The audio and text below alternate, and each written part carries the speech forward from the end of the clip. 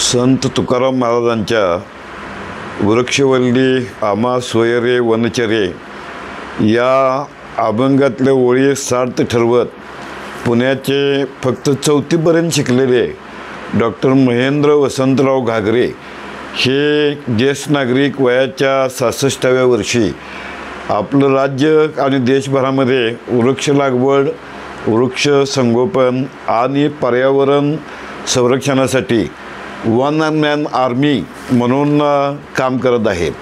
गेले 30 वर्षापासून त्यांनी हरित मित्र परिवार नावाची स्वयंसेवी संस्था स्थापन केलेली आहे आणि या स्वयंसेवी संस्थेच्या माध्यमातून वृक्ष लागवडीच्या बाबतीमध्ये जागृती, मोफत बिया आणि रोपांचं वाटप करत ते राज्य आणि देशभरामध्ये फिरत आहेत.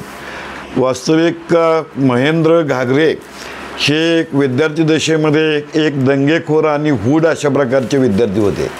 त्यामुळे पुण्यामध्ये 4थीपर्यंत शिकल्यानंतर त्यांच्या आईवडिलांनी त्यांना दौंड परिसरामधल्या आपली शेती करण्यासाठी पाठवलं. पण हे गुणी बाळ तिथंही शिक्षणामध्ये रमलं नाही. तिथं आजूबाजूच्या तरुण मित्रांच्या बरोबर आपल्या खोड्यात चालू ठेवल्या. कधी मध गोळा कर, कधी तितर पक्षी पकड, कधी मृतदेहासाठी ठेवलेला उतारा जो आहे तो पळवून आण, अशा प्रकारची कामं ते ह्या परिसरामध्ये करत राहिले. आणि मग शिक्षणही नाही आणि शेतीही नाही अशा अवस्थेमध्ये ते पोचल्यानंतर घरच्यांनी त्यांना परत पुण्याला बोलवलं आणि पुण्यात बोलवल्यावर आता काय करायचं म्हणून एका नातेवाईकाला सागाची झाडं आणून दिली. या व्यवसायामध्ये मूळ भांडवल जे आहे ते त्यांनी 165 रुपये गुंतवलं आणि सागाचे रोपे मिळतील अशी वर्तमानपत्रामध्ये जाहिरात देऊन त्याने नर्सरी सुरू केली.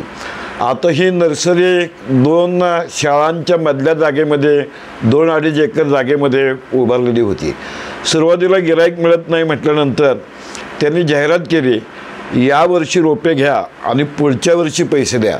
आणि मग या नर्सरीचा खप वाढायला लागला. या नर्सरीतनं खपवलेल्या रोपांच्या वसुलीसाठी गावोगावी फिरून ते वेगवेगळ्या शाळा, मंदिरं ह्यामध्ये महेंद्र घागरे झोप काढायचे आणि आपलं काम पुढे ठेवायचे. ही नर्सरी चांगली विकसित झाल्यावर त्यांनी या नर्सरीमधनं शासकीय संस्थांना फुकट रोपं द्यायला सुरुवात केली. त्यामुळे शासकीय अधिकाऱ्यांच्या ते चांगले संपर्कात आले आणि त्यांचं हे मोफत रोप आणि बियाणं वाटण्याचं काम बघून महाराष्ट्र शासनानं त्यांना वनश्री हा पुरस्कार दिला. त्याचबरोबर फ्रान्समधल्या एका संस्थेनं त्यांना डॉक्टर ही मानद पदवी दिली.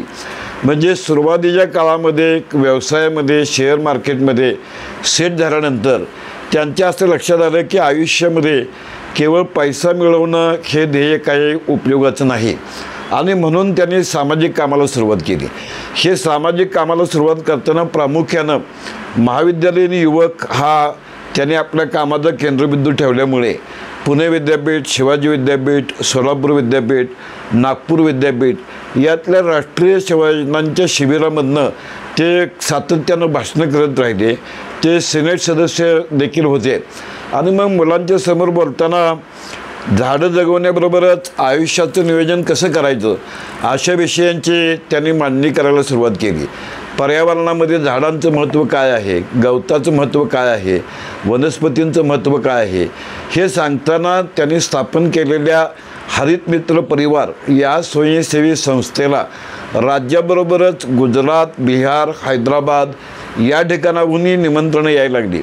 आणि मग आपल्या गावाचं नाव चांगलं व्हावं यासाठी गावकऱ्यांनी वृक्षारोपणाला महत्त्व द्यावं ही मांडणी करताना अगदी ते परदेशामध्ये नेपाळला जाऊन देखील आपली भूमिका मांडत राहिले. त्यामुळे शिक्षण क्षेत्रातली विद्यापीठ असतील, शासन किंवा प्रशासन असेल यांचं त्यांच्या वृक्षारोपण मोहिमेला सातत्यानं पाठबळ मिळत गेलं. त्यांच्या धर्मपत्नी सुवर्णा, मुली सूर्या आणि लक्ष्मी यांनीही त्यांना मदत केली. माणसानं झाडं पर्यावरण जगवण्याबरोबरच आयुष्य कसं जगावं यासाठी गडचिरोली, गोवा, जालना अशा अनेक ठिकाणी त्यांनी भाषणं दिली. या हरित मित्र परिवाराचे डॉक्टर महेंद्र घागरे हेच अध्यक्ष आहेत. आज देशभर त्यांचे वृक्षमित्र आणि पर्यावरण तज्ज्ञ म्हणून ओळख आहे. पुणे जिल्ह्याच्या विधी सेवेचे ते सचिव आहेत. त्यांनी रयत शिक्षण संस्थेच्या 77 शाळांच्यामध्ये मोफत बियाणं वाटप केलेलं आहे. त्यांचे स्वतःचे 3 फोन नंबर आहेत आणि हे तिन्ही फोन नंबर या वृक्ष लागवडीसाठी 24 तास चालू असतात. ते वर्तमानपत्रामध्ये आंब्याच्या बिया विनामूल्य मिळतील अशा प्रकारची जाहिरात देतात. त्यांची भूमिका त्यांनी अनेक वेळा अशी मांडलेली आहे, मी तुम्हाला बी देतो, तुम्ही त्याचे झाड करा, फळे खा, आनंदी राहा. सोलापूरच्या अहिल्यादेवी होळकर विद्यापीठात तर त्यांनी आंब्याच्या 10,000 बिया दिल्या.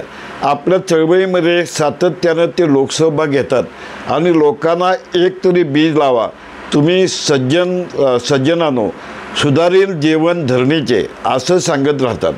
म्हणजे त्यांच्या जे व्हिजिटिंग कार्ड आहे त्या व्हिजिटिंग कार्डवरतीच असं म्हटलेलं आहे, कही भी कभी भी हरित क्रांती केली आहे. म्हणजे कायम ते उपलब्ध असतात आणि आजपर्यंत देशभरामध्ये त्याने हजारो रोपवाटिका तयार केलेल्या आहेत, तर लाखो रोपांचं मोफत वाटप केलेलं आहे. ते एक प्रकारे पर्यावरणीय नैतिकतेचे पुरस्कर्ते आहेत. त्यांनी चंदनाची रोपं 3 लाखापेक्षा जास्त तयार केली. अगदी चंद्रपूर, गडचिरोली, यवतमाळ अशा दुर्गम जिल्ह्यामध्ये त्यांनी चंदनाची लागवड केली आणि विशेष म्हणजे हे सगळं काम ते स्वखर्चानं लोकांच्यामध्ये मिसळून करतात. छत्तीसगड, गुजरात, मध्य प्रदेश, बिहार, कर्नाटक या राज्यामध्ये त्यांनी चंदन रोपं दिली. ते जातील त्या परिसरामध्ये स्थानिक नागरिकांच्या मदतीनं हरित परिवार रोपवाटिका विकसित करतात आणि चंदन, खैर, आंबा अशा प्रकारच्या देशी वृक्षांच्या लागवडीचं कार्य करतात. म्हणजे पडीक जागेत वृक्ष लागवड व्हावी असा त्यांचा आग्रह असतो. आपल्या सभा बैठकामधनं ते 2 टप्प्यामध्ये बोलतात. साधारणपणे सुरुवातीचे 20-25 मिनटं वृक्ष लागवड आणि आपलं आयुष्य आनंदाने कसं जगावं हे सांगतात आणि शेवटच्या सत्रामध्ये प्रश्नोत्तराचं सत्र या ठिकाणी होतं.